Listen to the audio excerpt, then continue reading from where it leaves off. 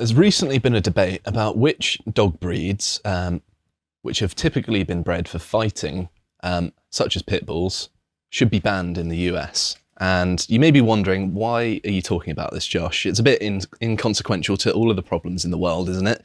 And I would say, no, actually it's not. So I think it epitomises the current divide within the right that are resisting progressivism, in where the trade-off between freedom and security should be, and whether there should be one at all. And I like grounding metaphysical concepts and abstract ideals, such as things like freedom, in practical scenarios, because it allows you to work out what you actually believe. And there's also lots of research out there, including my own research, academic research, that suggests that the way we think about certain things and the decisions we make actually differs between whether we think about it in the abstract in terms of ideals such as freedom, and when we actually implement things in practice. And I think that if we are to be effective in our politics, we need to understand exactly what policies we want as well. And I think it's actually better to think about it in terms of policy rather than abstract ideals, because that way we're actually thinking about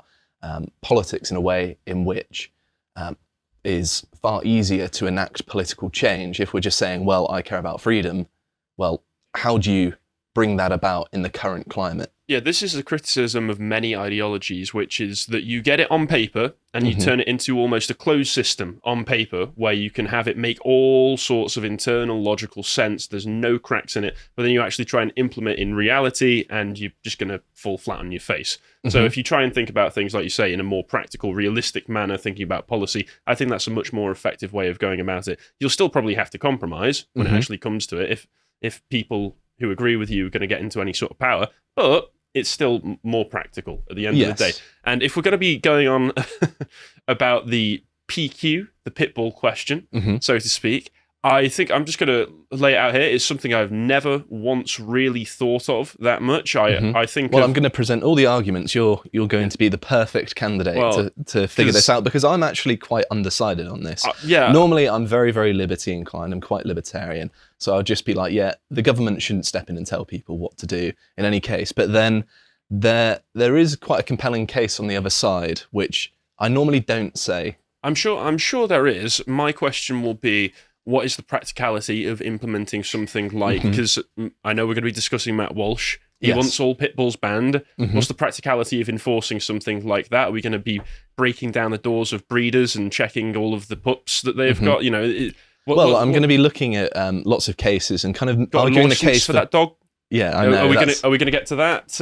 And then there's also just the fact of the matter that for me personally, I am the person you described at the very beginning of your little spiel there, which is that on the priority list of things that I care about right now, pit bulls isn't near the top. But then again, I'm planning on having children relatively soon, so I don't want to be one of those people walking around a park with a baby stroller, for instance, and all of a sudden, bam, pit bull. Yeah. So I think the meta-narrative about the trade-off between freedom and security is part of the important part of me doing this in the first place. But talking about the dogs as well, it's an excuse to talk about dogs. Yeah, I mean, never I love need dogs. one of those. If I don't even remember, I think I've met some pit bulls before. They've seemed nice enough if the owners have been all right, but yeah, well, I've not seen them get freaked out. So as you mentioned here on screen is Matt Walsh saying, "I'll stop talking about pit bulls when the rest of you stop being wrong about the subject." So he's had a bit of a tirade saying that, yeah, pit bulls are dangerous, nobody should have them. I think he does this on monthly intervals. Every 3 months or so, he goes on the pit bull rant. It's like the planetary cycles align, and Matt Walsh has a new crusade. Jupiter is in retrograde. Matt Walsh is moaning about pit bulls. But yes, there was a bit of a debate, and I wanted to showcase some of the interesting responses as well. Here's the next one that says, and this is Matt Walsh again, "Well, the statistics clearly and irrefutably prove that pit bulls account for a vastly disproportionate number of fatal dog attacks. Then again, you own a pit bull and you think he's cute, so that obviously outweighs all of the empirical evidence." Great point. And the person who he was replying to deleted it. But yes, there is data to suggest that pit bulls in particular seem to be the main perpetrator of dog attacks. And someone replied with something that I think is very important to showcase. Here we are. This is also the next tweet as well. It says, no, John. If you just move on to the next one, there we go. Yeah. And this guy says, "This is my American Pitbull Terrier, well trained, well behaved, and social." And he shows his dog being well behaved and doing tricks and stuff like that. And I think nobody's denying that when someone is a responsible dog owner, the dogs can be pleasant and well behaved. Although I have seen some cases whereby a well-trained family dog has just had a moment of madness, and we'll get onto that later. I think that can happen with a number of different breeds. It can, yeah. Yeah, I'd be interested with those statistics that you've cited. I'd be interested to see if, and I don't know how you would really collect this data, if it would be anything to do with the breed in and of itself, or the types of people that go for that breed. Is it just more likely that the pit bulls attract a certain type of owner? This is a problem with lots of polling and research questions more generally, is that just because there's a disparity in outcome doesn't mean that there's something inherent. It's the same thing as, why are there so many white people in certain industries? Why are there so many male engineers? It's just like, well, it's not necessarily that there's racism or sexism. There might be a multitude of factors that influence that. Are pit bulls just the breed that attract the type of person who aren't going to train the dog very well and are going to use them more as attack dogs? To a certain extent, that might well be the case. I mean, right? Pit bulls are known as attack dogs, so that's what they were bred to do, wasn't it? They were fighting dogs. So I assume that there are a lot of, like, say, tough guys out there who just want a pit bull because it looks tough, and then they don't really know how to control it. So if we move on to this next one, if you could click on that image, John, and this is someone on Matt Walsh's side here, showing, I think this must be in the United States, the percentage total of deaths associated with certain breeds of dog, and Pitbull was there at 65.6%. So that's pretty high. Despite making up, no, I don't actually know how many dogs as a percentage Pitbulls make up, but 65% is still a majority share, and I'm sure that they're not a majority of dogs. So it's vastly a vastly higher number than any of the other ones. It goes from the next one underneath, Rottweiler, at 10%, to suddenly Pitbull 65%. And I know Rottweilers are used by the police and people like that, so they can be well trained. So I've met at least plenty of really lovely Rottweilers. Same with German Shepherds as Rottweiler, highly underrated for cuteness, if you ask me. They can be very sweet. I mean, I grew up with King Charles Cavalier Spaniels, so they're tiny little dogs. And, and even if they accidentally... Would you be wandering about with that in like a man purse or something? Because you're quite a tall man. That would be quite funny. Well, I like to feel... You know how people get a big car to compensate for their lack of masculinity? Having a small dog to compensate for my excess of masculinity. Your overwhelming masculinity, yeah. I need to bring myself down to earth. Obviously joking. But no, they're lovely dogs. Like... I remember playing with one and they accidentally nipped my finger around. Ow. And then they tried to shower me with licks for the next 2 minutes because they Was this felt a bad. Rottweiler or your Spaniel? Spaniel. Oh, okay. Oh, so that's cute. They've got quite an affectionate and kind demeanour. So I think it does vary by breed. And I'm sure that a pit bull could be like that with the right environment. Yeah, I grew up around cats, so I'm used to pets being completely antagonistic to you at all times. My cat was lovely. I had both, but... Yeah. Obviously, cats are lovely. They can be very friendly and affectionate. But if you fuss them too much, they will just go for you. Sometimes a tickle of the tummy, they will go crazy. That's the no-no area. But yes, this has gone on to the mainstream media as well. Here's Newsweek saying footage of 10-year-old being attacked by Pitbull sparks fierce debate. And I've seen the video. I'm not going to play it because it's a child being attacked by a dog, and I don't think that's something people really need to see, funnily enough. Yeah, we were just talking about cute animals and cats and such. Let's not shift to that. But yes, she's just playing in what seems to be her front garden, and this dog just comes storming up trying to bite her. And it's pretty horrifying stuff. But on the topic of dangerous bitches, Connor did a video with Carl talking about the evil origins of feminism. So make sure to check this out on the website. It's very thorough, and I believe it's been very well received, and I think it's important to know about. But back to actual dogs. I wanted to... Sorry. Well done. I wanted to just go through some of the stories, just the headlines, just to give you an idea. These are just ones that are in the news recently. A lot of them have just come out this week in February, although I do have one that is outside of that. But just to give you an idea of how frequent it is, because I think it's so ordinary and it's nothing new, I think people don't realise that it is a little bit more widespread than you might think. Although, of course, in a large country like America, or was it 350 million people, something in that ballpark, it is still a very, very small occurrence. It's not like you need to be looking at your outside by twitching your curtain to see if there are any pit bulls out there before venturing out. I don't think that's a proportionate response. I think it's still quite rare, but if you are nevertheless, doing that, let us know in the comments. and stop doing it as well. But yes, here's an article saying 5-year-old Florida girl needed 50 stitches and staples in face and neck after dog attack. And it is largely children, it's worth mentioning as well, because of course, pit bulls aren't massive, and if they see someone like our height, over 6 foot, then... And if pit bull goes for me, I am liable to just give it a big boot. It's certainly not going to be able to reach our neck unless we fall over or something. No. It's going to be like a felled tree and just slowly topple over. It's going to bite our ankles out. But no, it is largely children as well. And there's another one here. Owner of dog in fatal Tucumcari dog attack speaks out. I always thought that Tucumcari was just a western, but it is actually a place. I think it sounds like an Egyptian pharaoh to me, so it shows all I know. I think it's in the south somewhere, isn't it? It's got the weather in Albuquerque, so maybe it's New Mexico. I don't know. Some Americans will probably correct me. It says Tucumcari NM, so I assume New Mexico. Yes. So this is the land of the meth. Only in Breaking Bad, although I'm sure there probably is a large amount there. And then there's another one here, unfortunately. Grandma dies after dog attack where injured 12-year-old ran for help. So it seems like it attacked an elderly person and a child as well. Oh, that's awful. So yes, this is from September of 2022. I got this just to showcase that it attacks old people as well. I'm sure there's a more recent example. It's just the first one I found. I mean, children, elderly, these are all people who are just more vulnerable, aren't they? Exactly, yes. And then back to another more recent one.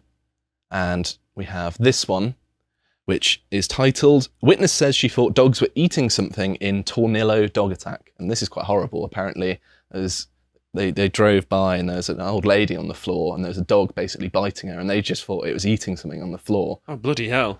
So it's pretty brutal stuff. And I wanted to shift to the UK now because we've actually banned certain fighting dog breeds. This is under the UK Dangerous Dogs Act of 1991. So it's been banned for quite some time. It came into effect in August of 1991. And the banned breeds are the Pitbull Terrier, unsurprisingly, which...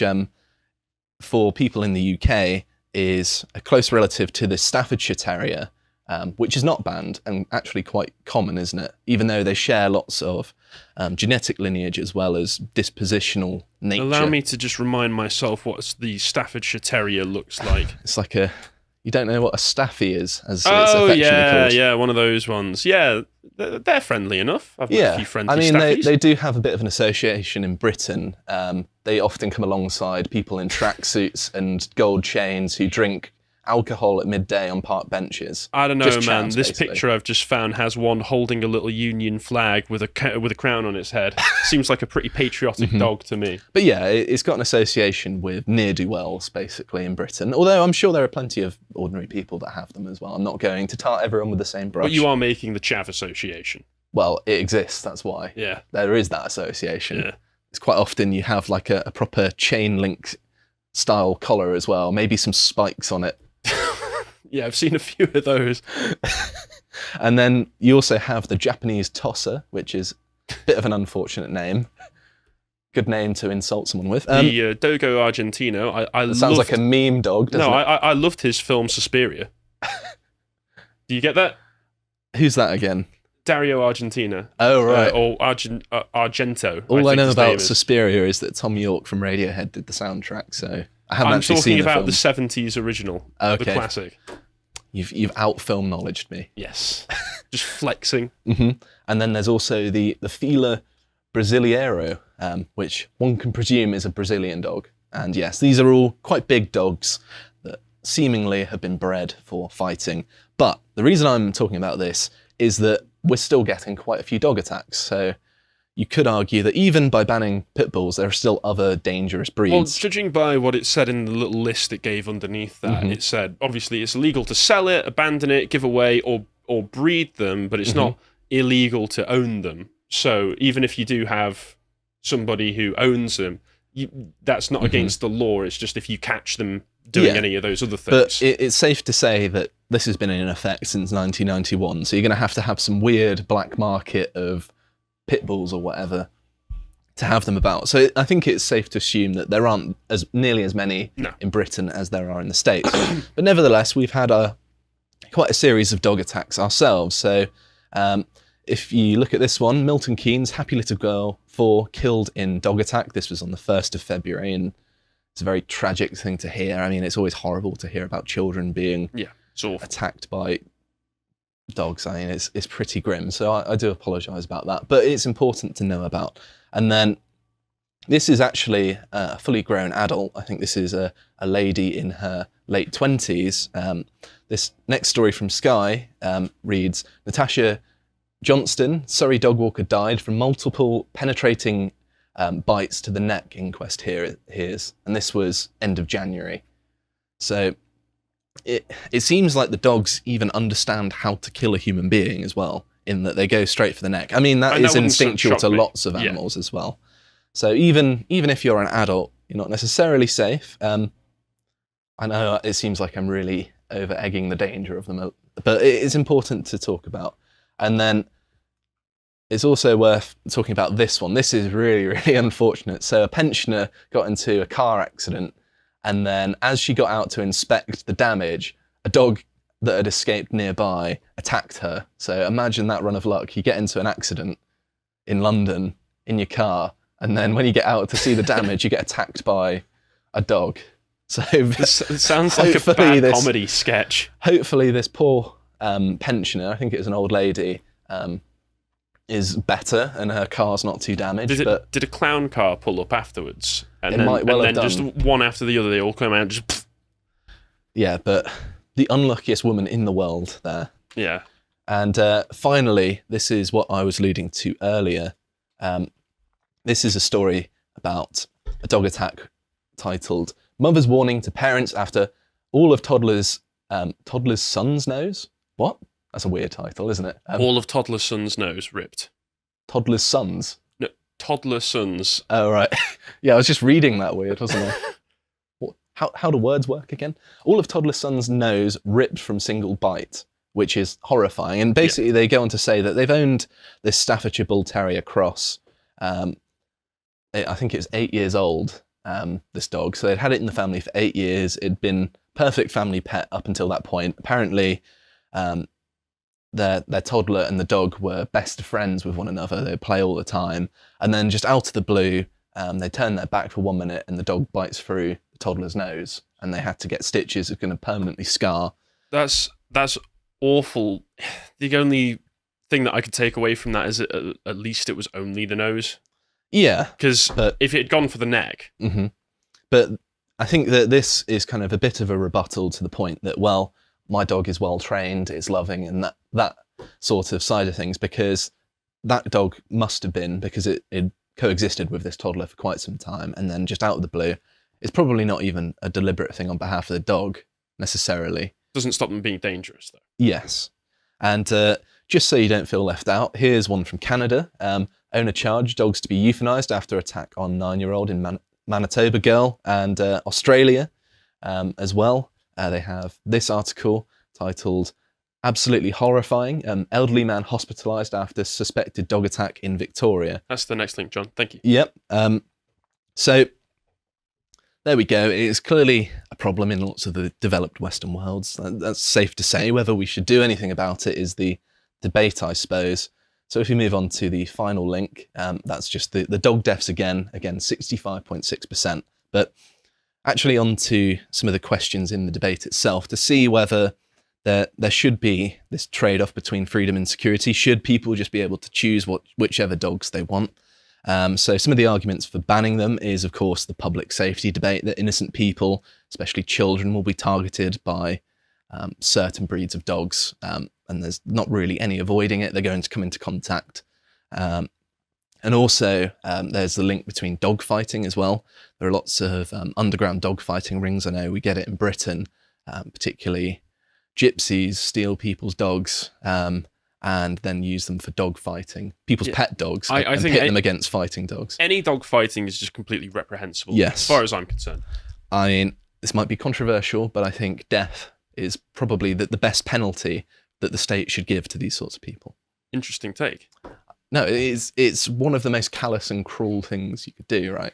Because especially if you're stealing somebody's dog that's probably been well looked after, used to a particular lifestyle. I say it like it's a well-kept woman. You're deriving pleasure out of cruelty, and I think that people who are like that don't deserve to be living.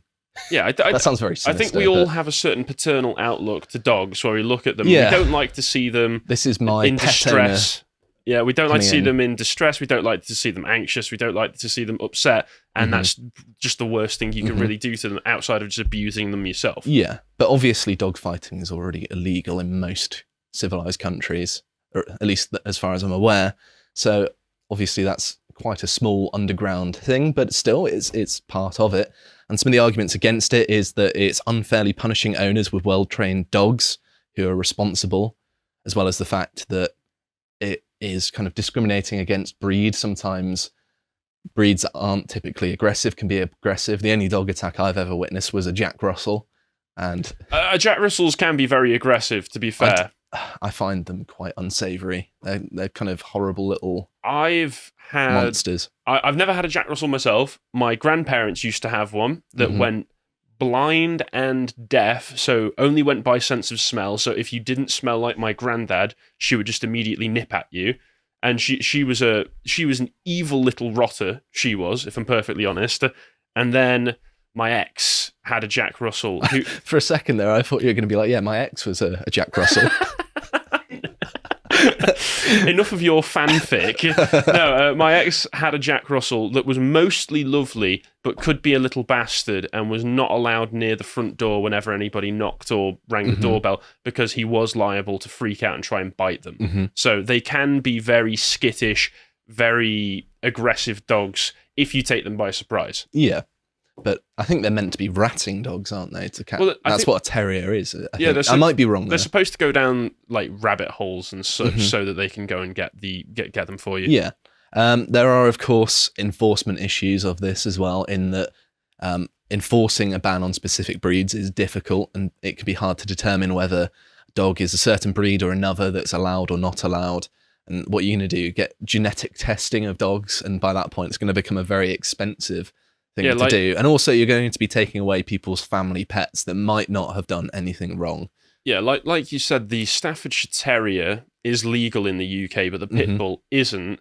And when I Googled the Staffordshire Terrier, just on a glance, I wouldn't be able to tell the difference, to be honest. No, I think you need a bit of a trained eye to tell the difference, really. But in behavioural kind of standards, they're pretty similar, to be honest. And of course, breed is not the only factor that determines a dog's behaviour. So it's largely neglect from the owners that makes dogs aggressive, or encouragement from the owners, that sort of thing.